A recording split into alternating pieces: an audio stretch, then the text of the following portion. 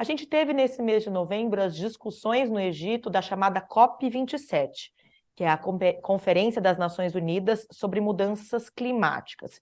O evento terminou com um acordo sobre perdas e danos ambientais. A gente tem o prazer aqui de receber no programa Espaço Aberto, em formato virtual pela TV e Rádio Câmara Bauru, de uma das pesquisadoras brasileiras que participou do evento, conversa com a gente agora, nem sequer retornou ao Brasil, mas graças à tecnologia consegue conversar com a gente e trazer um pouquinho do que foi o resultado dessas discussões. É a Andréia Souza Santos, ela é professora da COP UFRJ, que é o Instituto Alberto Luiz Coimbra de Pós-Graduação em Pesquisa em Engenharia da Universidade Federal do Rio de Janeiro. Professora, gostaria de agradecê-la por ter aceito o convite para conversar conosco. Seja muito bem-vinda. Obrigada. Prazer estar aqui falando com vocês.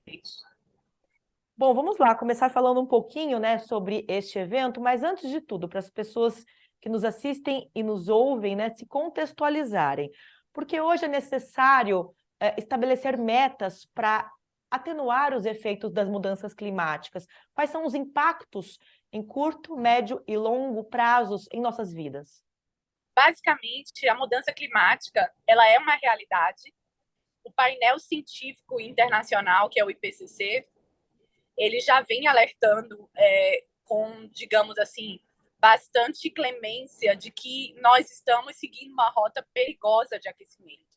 Então, todo o esforço hoje é que a gente tente limitar a temperatura média do planeta em até 1,5 graus, porque se a gente ultrapassar essa temperatura, os riscos eles serão sem precedentes. Então, hoje a gente já está vivenciando um mundo cada vez mais aquecido, com eventos extremos acontecendo ao redor do mundo. Nessa COP, especialmente, ocorreu um apelo muito forte por ter sido uma COP realizada num país africano, né? A urgência de se apoiar os países, principalmente os mais pobres, os menos desenvolvidos, para se adaptarem a esses eventos. Então, a gente falou muito do Paquistão, né? Outros países que já vêm sofrendo, países africanos com secas extremas, ou inundações, ou deslizamentos, perdas de vidas associadas. Então, foi uma COP muito emblemática para a África e para a lista, né, desses países menos desenvolvidos. Bom, depois de todas essas discussões, né, houve uma oferta inesperada da União Europeia, né, que acabou dando o pontapé inicial e em 48 horas o acordo foi fechado. O que ficou dentro e o que ficou fora desse acordo? Bom, a principal comemoração, né, como eu falei, foi a adoção desse fundo de perdas e danos, que é uma sinalização política muito importante, como eu falei, principalmente que isso já vinha sendo discutido, né, desde a COP de Copenhague e até então agora numa COP da África conseguiu, de certa forma, conseguimos ter esse fundo. Então é uma sinalização política importante, porque esse instrumento vai permitir que os países ricos, né, os doadores, possam depositar recurso e apoiar, digamos assim, a reconstrução desses países que vêm sofrendo com a mudança climática.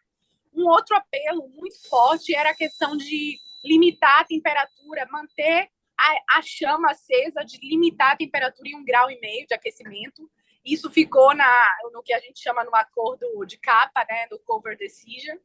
E o que avançou também foi alguns arranjos, né, em termos do plano de mitigação. Mas, assim, o que ficou de fora, eu posso dizer que, com toda a urgência e a clemência, né, que a ciência vem gritando, você percebe pela fala do secretário-geral das Nações Unidas, o Antônio Guterres, e vários cientistas, a gente tem que acelerar uma transição para zero carbono de forma urgente. E, infelizmente, essas sinalizações da COP, elas ainda deixam digamos assim, um espaço, uma janela para que a mudança climática ela siga em curso. Então, a gente precisa aumentar a ambição. Então, eu digo que os instrumentos políticos, as sinalizações, de certa forma, avançaram, mas os países ainda precisam apresentar as suas novas NDCs, as NDCs são as ações nacionalmente determinadas pelos países, que é basicamente onde os países apresentam o que é que eles vão fazer para promover essa transição, né? O que é que eles vão fazer para ajudar na mitigação e na adaptação da mudança climática. Então, isso, considerando tudo que foi apresentado até agora, não é suficiente para limitar a temperatura média do planeta em 1,5 graus. Quer dizer, se por um lado foi criado esse fundo, e isso é algo a ser comemorado, né, para que sejam reparados, né, perdas e danos, por outro lado, não houve muito progresso no que diz respeito a estabelecer novos limites, novas metas para redução, por exemplo, do uso dos combustíveis fósseis, né, especialmente no momento em que está claro, né, e acredito que com o evento ficou claro que o mundo está à beira de uma catástrofe climática. Alguns especialistas até têm apontado o resultado, mesmo com a formalização do acordo, têm apontado o resultado da COP27 como uma desilusão. Você também vê dessa forma, professora? Sim, com certeza. Uma fala que ficou muito marcante para mim na plenária foi quando o secretário-geral da ONU falou que a gente está num caminho para o inferno com o pé no acelerador, pisado no acelerador.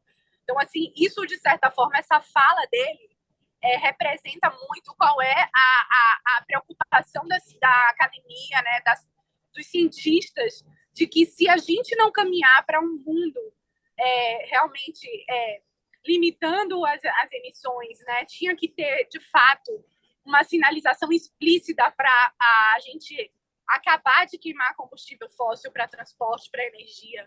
Então, isso foi muito pedido, né, por vários países que tivesse essa sinalização clara. Não mais combustíveis fósseis. A gente vive um mundo extremamente crítico, guerra na Ucrânia, falta de enfim, oportunidades até para a gente acelerar essa transição, principalmente para a Europa. A Europa está muito preocupada com isso, né? Porque eles precisam de combustíveis renováveis. E aí, ao mesmo tempo, a gente vê algumas sinalizações importantes também no mercado e do setor privado, né? Com novos projetos, rumo à produção de energia limpa. E não tem jeito, não tem outro caminho. A gente vai ter que parar de queimar combustíveis fósseis para gerar energia e para transporte, senão a gente não vai conseguir limitar a temperatura média do planeta em 1,5 graus. Uhum.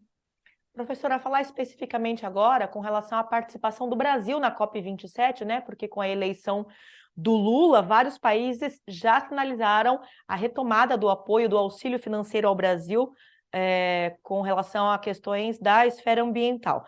A partir de agora, a senhora que esteve no evento, né, conseguiu acompanhar um pouco dessas discussões, como é que fica a imagem do Brasil internacionalmente e quais podem ser os resultados dessa eleição, né? O que a gente pode esperar aí pelos próximos anos?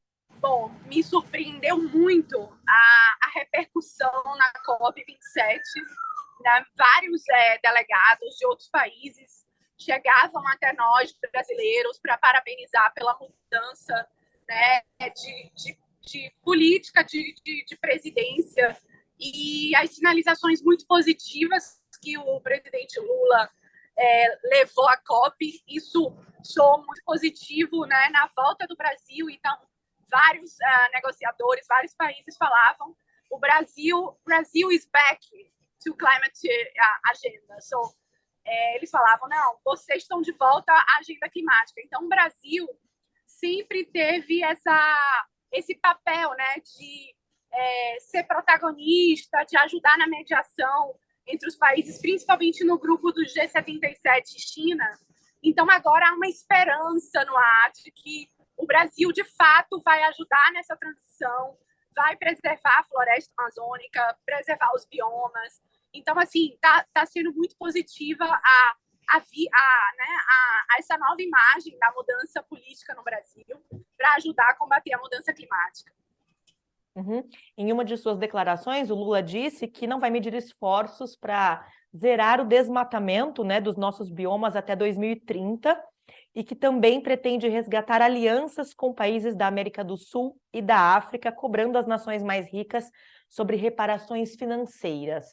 Na sua visão, quais devem ser os principais desafios do presidente eleito nesses próximos 4 anos com relação a essas questões ambientais? O presidente Lula ele vai ter um desafio imenso nesse novo governo de restabelecer a confiança internacional, né? Também de rearrumar a casa no sentido de resgatar políticas importantes, restabelecer o Ministério do Meio Ambiente, que foi praticamente sucateado, né? Então, assim, não vai ser um trabalho fácil, ele vai ter que realmente contar com uma equipe de governo muito boa, muito dedicada a recuperar aí programas importantes como o plano PPCDAN, que é o programa de combate ao desmatamento, reestabelecer essa conexão e parceria com países importantes, né, como Noruega, Alemanha, que eram doadores do Fundo Amazônia, o próprio Fundo Brasileiro, o Fundo Clima, que precisa ser retomado para financiar projetos para controlar né, e combater o desmatamento. Então, vai ser um governo difícil, mas, ao mesmo tempo, eu tenho certeza que o Brasil, o presidente Lula, vai contar com o apoio de muitos outros chefes, líderes de Estado, né, presidentes de outros países importantes. Eu gostaria de agradecer a participação aqui no programa Espaço Aberto, em formato virtual pela TV e Rádio Câmara Bauru, dela que participou das discussões da COP27, ainda não retornou ao Brasil, mas gentilmente aceitou nosso convite para conversar conosco neste formato virtual, como eu disse no começo, graças à tecnologia, trazendo as informações quentes das discussões e dos bastidores desse evento que discute os impactos das mudanças climáticas no planeta. Andréia Souza Santos, ela é professora da COP UFRJ, que é o Instituto Alberto Luiz Coimbra de Pós-Graduação e Pesquisa em Engenharia da Universidade Federal do Rio de Janeiro. Professora, muito obrigada por ter aceito o nosso convite e por toda a contribuição mais uma vez. Obrigada, um abraço. Eu aproveito para agradecer você também que nos acompanhou aqui pela TV e Rádio Câmara Bauru e lembro que este conteúdo fica disponível na íntegra para você acessar em nosso canal no YouTube. Procure lá o TV Câmara Bauru. Até a próxima!